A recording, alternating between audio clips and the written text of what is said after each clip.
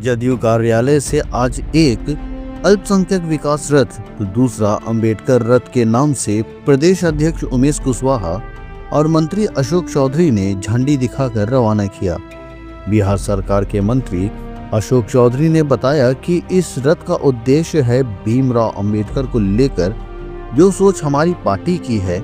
निश्चित तौर पर सोच को हम आगे बढ़ाने के लिए काम कर रहे हैं और मुख्यमंत्री नीतीश कुमार ने अल्पसंख्यक कल्याण के लिए क्या काम किए हैं और अंबेडकर समाज के लोगों के लिए क्या काम किए हैं। रथ लोगों के बीच जाकर यही बातें बताने की काम करेगी। आज पार्टी की ओर से 2 प्रकोष्ठ, अल्पसंख्यक प्रकोष्ठ, अनुसूचित जाति प्रकोष्ठ का रथ निकाला गया है। ये जो है अनुसूचित जाति प्रकोष्ठ का रथ का नाम हम लोग ने अम्बेडकर रथ रखा है और अल्पसंख्यक प्रकोष्ठ का अल्पसंख्यक विकास यात्रा, जिसको मेन उद्देश्य यह है कि हम सबों के नेता माननीय मुख्यमंत्री नीतीश कुमार जी के 19 वर्षों के जो काम है,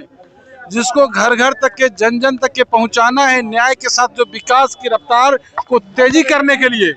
फिर से माननीय मुख्यमंत्री नीतीश कुमार जी के हाथ में बिहार के बागडोर सौंपने के लिए, फिर से पुनः उनको स्थापित करने के लिए और जो हमारी जो सामाजिक सद्भाव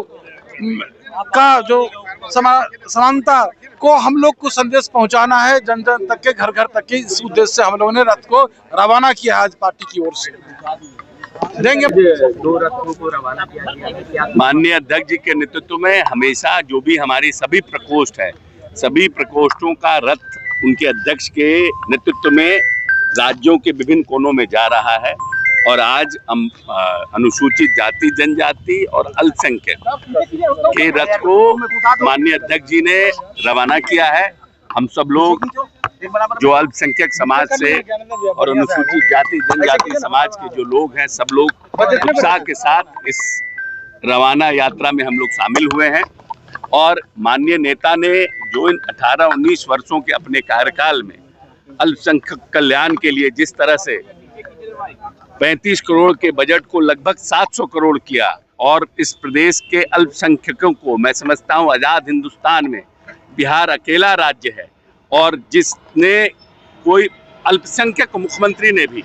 अपने कार्यकाल में अल्पसंख्यक कल्याण के लिए इतनी योजनाओं की शुरुआत अपने राज्य में नहीं की है, जो माननीय नेता नीतीश कुमार ने इस बिहार में किया है। चाहे वो IAS IPS के लिए बिहार अकेला राज्य है जहां पर सरकारी खर्च पर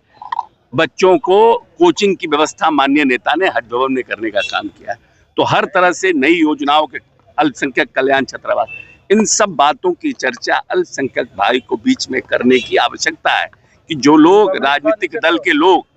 जिन्होंने अल्पसंख्यक कल्याण के लिए कुछ नहीं किया अपने कार्यकाल में, लेकिन अल्पसंख्यक का वोट लेने में वो सक्षम हो जाते हैं, इसलिए अपने लोग, अपने कार्यकर्ता, अपने नेता अल्पसंख्यक समाज के बीच में माननीय नेता के कार्यों की चर्चा करेंगे। जहां तक अनुसूचित जाति जनजाति का सवाल है, तो अंबेडकर जी के सपनों को कैसे माननीय नेता ने इस प्रदेश में साकार किया है, कैसे नई नई योजनाओं की शुरुआत करके आर्थिक, सामाजिक और राजनीतिक रूप से अल्पसंख्यक समाज के नौजवानों को, अल्पसंख्यक समाज के लोगों को किस तरह से सबल किया है, मजबूत किया है, उसकी चर्चा